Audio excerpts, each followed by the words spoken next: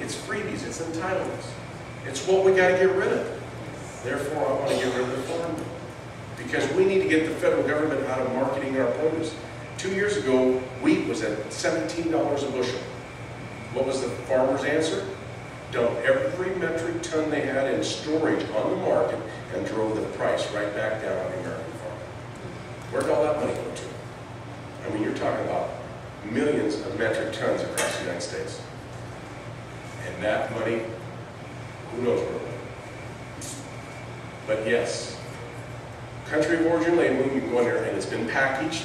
Apple juice, I've been told as high as 80% of our apple juice is coming in from Argentina, Brazil, and China. But it's hard to tell because you go in there and you look at the frozen concentrate. The first one is USA, then it's got those other countries. But as we well know, it only takes one apple from USA to put USA on it first. Our farmers down there can't pick their apples for juice. If they don't pick them for fresh, they don't pick them. Minimum wage. It's too expensive. They can't afford to do it. Yes, ma'am. I see that one of the really big problems that we have is the senators are taking lobbyist money. Yes. And because of that, they're not listening to the people, and instead, they're doing what the lobbyists want them to do. And I'm asking that you would promise us that if you become senator, that you will not take lobbyist money. I'm not going to take lobbyist money. There's lobbyists and bureaucrats. Why are they fighting over the money, and where is the money derived from? The money is derived from the fees, permits, fines, and licensing, which is all regulation. That's the money they're fighting over. If we get rid of a good majority of that, there's nothing to fight over. We won't have them back there no more. But yes, we got to get away from the lobbyists and the bureaucrats and quit listening to them. We got to govern of the people, by the people, and for the people. That's why we're going to get rid of their career politicians. Scott Brown is not a Republican. No, I know that. I know. That was my big red flag. I know. Scott Brown voted, first thing he voted for was the jobs bill. Yep, He just got done voting with Snow and Collins on the bailout of Wall Street. And that's more regulation, and we heard the same thing out of Dodd that we heard out of Pelosi. Oh, just pass the bill and then we'll find out what's in it. We won't know how good it is until it's implemented. See, I want to get back to where it's single item bills. Single item bills. I want to know what you're going to do with Fannie Mae and Freddie Mac. Get rid of them. I mean, for crying out loud, these are the problem. This was the unholy alliance between our government and our corporate banking world that created this collapse. Due to giving loans to people that don't even have no equity to back up the loan. Well, that was Slick Willie. With the bill that Social Security Administration. but he overturned the law, and I'm trying to remember the name of the law back that was passed in the 1920s that protected us from just this. There it is, right there. Class C land, yes. He overturned that law. That gave them the ability to do what they're doing. Where these people don't even have to make a house payment. They're only paying a little percentage of the interest. Yes, sir. I'm interested in your comments on, I lobbied over Olympia for about 13 years. And one thing the Democrats have been really good at, you got to hand it to them, is creating dependence. Yes. Not only the recipients of the programs, but the people that are employees under government and serving the programs. The teachers union, the state employees union runs Olympia. And every election period, the stewards go around, they say, you better vote for this liberal or that Democrat, because if Clint Didier gets in there, he wants to downsize government, your job's gone. How do you respond to that? Well, I think I respond to that to the unemployment rate. I mean, do they want employed or not? Not everybody can work for the government. If you really want to be honest about it, you take a government job. Is it really a job? What's it dependent on? The taxpayer's dollar. And if the taxpayers don't have the dollars to pay it, is that job there? So do they want to retain their jobs? We've got to create more of a tax base. And this government, just like you said right there, they're ruling us in fear. The sky is falling, Chicken Little, the sky is falling, the sky is falling. A crisis is a terrible thing to waste. Right. And what we gotta have faith. We gotta get back to believing in God, having faith that, you know what? As a farmer, I need carbon. Carbon, through photosynthesis, is giving me the raw products that I produce in the field. That's right. This man back here has his hand up. I got two questions in the state. My first question is, how much of the national debt do we actually owe to foreign countries and to the American people?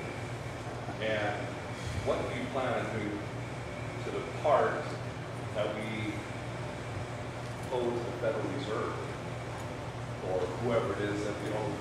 I think we owe like $4 trillion to other countries. Who do we owe the rest to? And what do we do about it? Here's what I do know. I know that between our national debt, which is closing in on 14 trillion, our bankrupt entitlements of Social Security, Medicare, and Medicaid, just those right there, we're 119 trillion in the hole. When I heard that, my mom brought this up on the internet, and people said, oh, be careful on the internet. Well, this is a pretty reliable source. Now, I've heard it's anywhere from 60 trillion to 119 trillion. I sat back in the chair and I said, Mom, is there any hope? Can we fix this? You know, I wouldn't have been called to service if we couldn't fix it. We can fix it, but that's why I'm saying in 2012, when we get a hold of the presidency, the Senate, and the House of Representatives, we got to be bold and aggressive. Get 2/3 of that Senate, the House, and the presidency, we start chopping this government back to size. And do you realize if we got 2/3 of the Senate and 2/3 of the House, do you realize we could impeach a Supreme Court justice?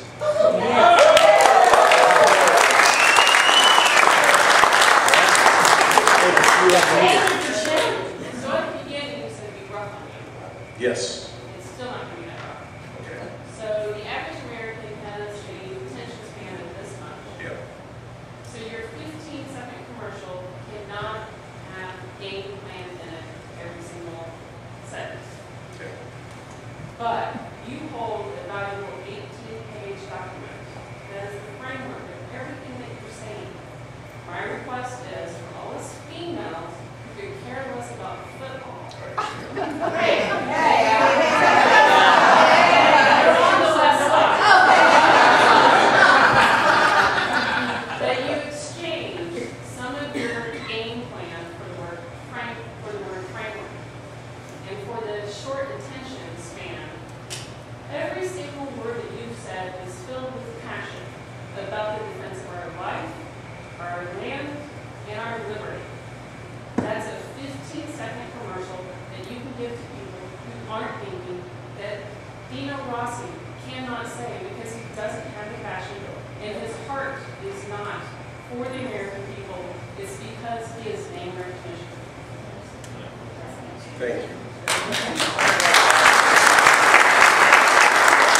I've been told that I'm using too many football analogies and stories, but this is my life. I understand. This is where I learned a lot of the lessons of life. Just female. You need 50% of the vote for female.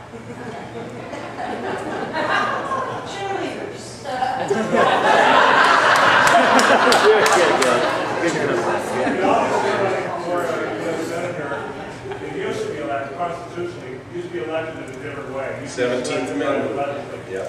Until the 17th Amendment was passed.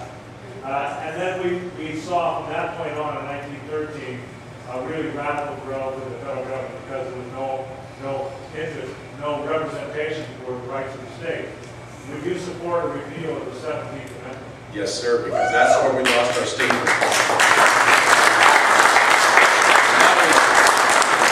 That was passed under Woodrow Wilson's presidency, April 8th, 1913.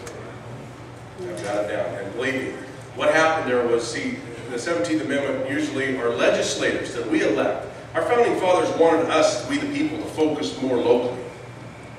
They didn't want us to think nationally.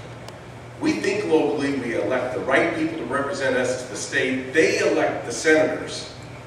And therefore, they can impeach those senators if they're not representing our state right. We can't.